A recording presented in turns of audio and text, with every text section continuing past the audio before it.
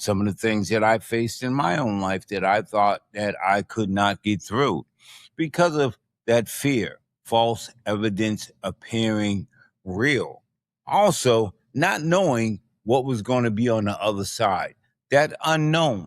And sometimes that unknown can keep us in paralysis analysis, keep us thinking about what should we do? How should we do it? What is going to be the outcome? Is it going to be right? Am I going to be perfect? Am I going to be accepted? Guess what? None of those things ever worked for me. And I don't know, they might have worked for you, but they didn't work for me. They kept me in paralysis analysis. They kept me in a state of being immovable. And what I mean by immovable, I wasn't able to go to the next level because I was always stuck in thinking and living and thinking in the past. And those past emotions and those past feelings stayed with me in my present. And when I allowed that to happen to me, I seen other people elevating up that ladder. And there were some people who were getting to the top shelf by simply reading books. Every book they read, they put up under their feet. And when they stepped on that book, it gave them the ability to become an inch, a half inch, 2 inches taller. And over time, it became compound interest because the more books they read, the higher that step that they could step above on in order to reach what was on the top shelf. So I had to begin to make some decisions and some choices. One of those decisions and one of those choices was to begin to just pick up a book, any old book, and just start to read. And when I did that, there were some books I finished, there were some books I didn't finish. And I started feeling guilty about not finishing the book. I started feeling as though, hey, listen, I can't complete it. I got to complete it. But then I heard someone say that in reading, sometimes it's not for us to read the full book. And why is that? There are certain things in certain books that are meant for you to get. And if you continue to read, you're going to miss the lesson. And I had to think about that for a minute because there were some things that I was reading that put me on a different trajectory mentally. And by getting on a different mental trajectory, and what I mean by a different mental trajectory, I mean my thought process, how I begin to see things, how I begin to reimagine things. Think about that for a moment. Reimagine. As kids, we had the greatest imaginations of all. Take a look at the kids that are around you today. And if you have kids, you know what I'm talking about. How they can just picture something in their minds and think that they're the Superman or they're the Superwoman or they're this person or they're in this place. And they act it out all the way through with feeling and with emotion. What has happened?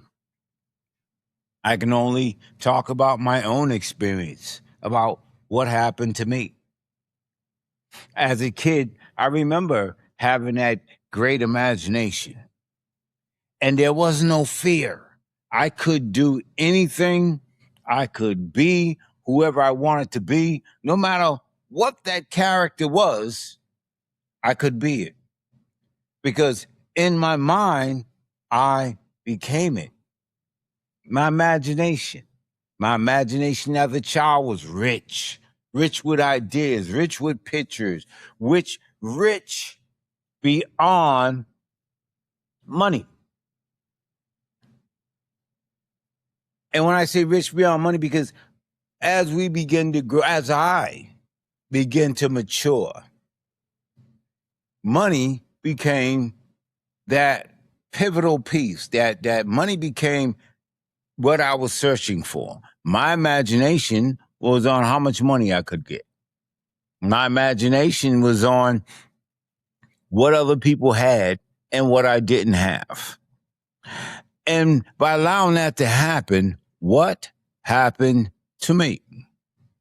I sold myself. I sold myself to outside things. I sold myself to things that I can't take to the grave with me. No, and like someone said, whoever seen a hearse going down the street with a house or a bunch of cars or the bank following it? If you have, hey, listen, show it to me. But I haven't. And when I'm talking about that imagination, right, and being a kid, I'm going to tell you a little bit about me. I started going back and having that curiosity like that child. I started going back playing just a little bit. And then I asked myself a question. What happened, Tony? Where did you go astray? And the answer to that was, I began to look at the world differently. I began to look at the world as an unsafe place without money, without things. Without money and without things, I began to look at myself as being less than human, less than a person. And that brought about low self-esteem. It brought about fear. It brought about mental fatigue. And it brought on actor syndrome. And you say, what do you mean by actor syndrome? Like in the movies, the actors got to read the script before they go on stage or before they begin taping the show. I had to act out in my mind and rehearse before I left my house who I was going to be. Because I could not have been Tony Davis. Why? Because Tony Davis thought that he was less than those who had more than he had or possessed in material wealth, right?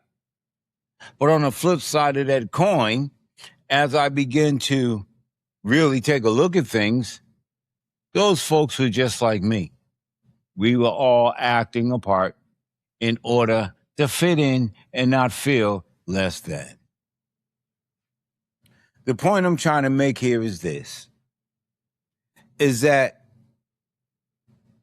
I don't have to be anyone else. And furthermore, you don't have to be anyone else. If you have your life today and you're breathing, and on the spiritual side, it's called prana, the breath of life.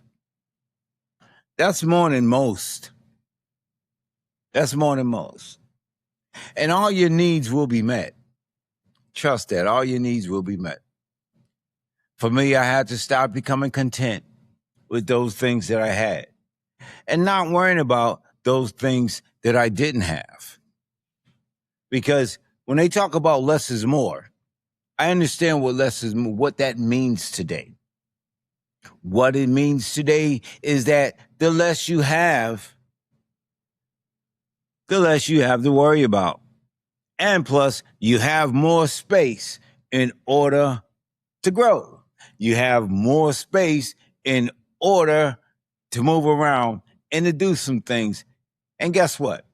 By having less, I give myself more time to do other things. But also, I have room to bring in some new things just as well, too. Today, I'm urging you to take a deeper look at your imagination. I'm urging you to ask yourself, what happened to your imagination? But also, I'm urging you to go back and allow that inner kid to come out and play. Because that inner kid may surprise you. That inner kid may help you get to another level that you thought that you couldn't get to as an adult. So, in closing, the point is,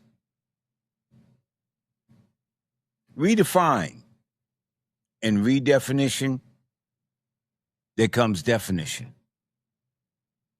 Less is more. And once again, allow that internal kid, because that kid is in all of us.